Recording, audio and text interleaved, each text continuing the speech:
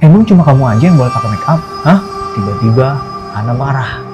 Dan itu membuat Nara kaget bukan main. Udah deh, gak usah banyak ngomong. Halo geng, balik lagi bareng gue Junot di episode nge-horror. Kali ini gue akan melanjutkan kisah kerasukan roh psikopat. Ini part 2-nya ya. Sebelumnya di part 1-nya, Hana pindah sekolah ke Jakarta dan tinggal bareng bibinya dan keponakannya. Ada kejadian yang nggak terduga ketika si Hana dan Nara itu pulang melalui jalan pintas dan memasuki lorong gelap. Nah, kejadian horor tersebut terjadi di lorong tersebut. Si Hana yang awalnya anaknya pendiam, ramah, cantik, dan sopan, tiba-tiba berubah menjadi Hana yang pemarah, emosional, tidak sopan, dan bahkan cuek gitu. Kalian penasaran cerita part 2-nya? Oke, nggak pakai lama, kita langsung masuk ke ceritanya. Jam menunjukkan pukul 6:30 pagi. Pagi ini terasa sangat berbeda. Hana yang biasanya bangun paling awal, dia masih terlelap tidur saat Bibi dan Nara sudah siap untuk sarapan. Nara, kok tumben? Hana jam segini belum bangun? Ujar si Mama. Mungkin dia kecapean. Soalnya semalam Nara lihat Hana belajar sampai malam. Biar aku bangunin ya, Ma. Nara berbohong karena takut si Mama curiga. Nara memakluminya karena kejadian semalam mungkin Hana masih kecapean dan trauma.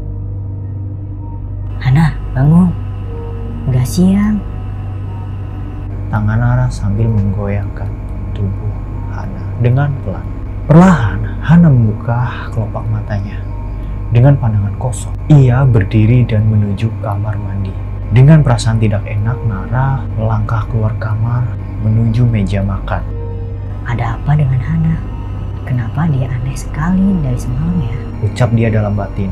Beberapa menit kemudian, si Hana keluar dari kamar mandi dan mendekati meja makan. Dan saat itu pun, Bibi dan Nara terheran-heran dengan penampilan Hana. Hana yang biasanya tampil sederhana, wajah polos tanpa make up, rambut biasa diikat atau biasa dikepang, kini telah berubah. Kini Hana memulas wajahnya dengan lipstik berwarna pink, rambut dibiarkan terurai, dan saat itu Hana terlihat sangat cantik menawan. Setelah selesai sarapan, kedua gadis itu pun berjalan menuju halte bus. Sambil menunggu bus datang, Nara pun memulai membuka mulutnya yang memang dari tadi tak ada satu patah kata pun yang keluar dari mulut mereka. Hana, kamu gak apa-apa kan? Emang aku kenapa? Jawabnya dengan ketus. Soalnya dari tadi malam, kamu berubah. Berubah? Iya, kamu dingin banget. Dan jadi pendiam gini. Dari dulu aku juga gini. Enggak, kamu kemarin ramah banget orangnya.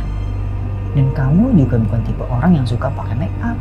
Emang cuma kamu aja yang boleh pakai make up? Hah? Tiba-tiba Hana marah. Dan itu membuat Nara kaget bukan main. Enggak, bukan gitu, Han. Aku cuma... Udah deh, gak usah banyak ngomong. Hana marah berapi-api.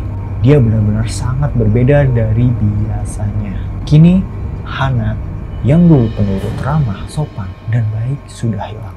Semenjak kejadian tadi malam, Hana kini menjadi gadis yang dingin dan mudah emosi. Singkat cerita, hari berganti hari dan 1 bulan pun berlalu. Hana masih dengan sifat dinginnya. Semua teman sekelasnya yang dulu sangat menyukainya, kini semua berubah membencinya. Dan hampir semua anak di sekolah membencinya. Kini Hana lebih sering menyendiri. Nara yang masih setia selalu mengawasi Hana dari kejauhan. Han, besok hari libur, gimana kalau kita ke pantai bareng?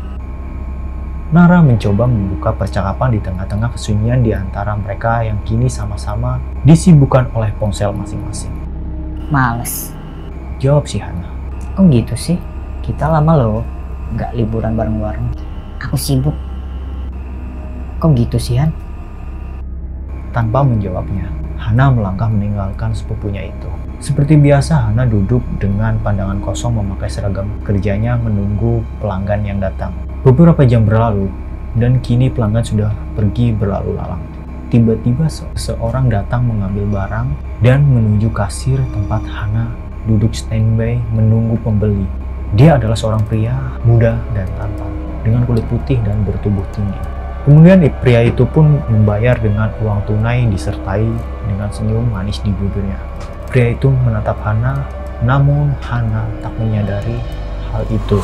Singkat cerita, di suatu pagi yang cerah, terlihat sosok pemuda tampan dengan seragam SMA sedang melihat keluar jendela mobilnya. Alex Alvino, pemuda tampan yang terlahir dari keluarga kaya raya. Orang tuanya adalah seorang presiden dari sebuah perusahaan produk kecantikan yang sudah terkenal karena telah terbukti khasiatnya dan sudah teruji klinis. Ibunya mendirikan sebuah butik di mana harga baju dan aksesoris di sana sampai berpuluh-puluh juta. Alex Alvino, yang biasa dipanggil Alex, pemuda yang baik hati, lemah lembut dan ceria. Hari ini dia akan sekolah di SMA yang sama. Dia dipindahkan dari Yogyakarta ke Jakarta karena orang tuanya mendirikan cabang bisnis di Jakarta. Beberapa saat kemudian, Alex yang mendengar namanya dipanggil oleh guru mulai melangkahkan kaki masuk di sebuah kelas elit khusus siswa-siswi dengan EQ tinggi. Karena Alex termasuk murid dengan otak komputer.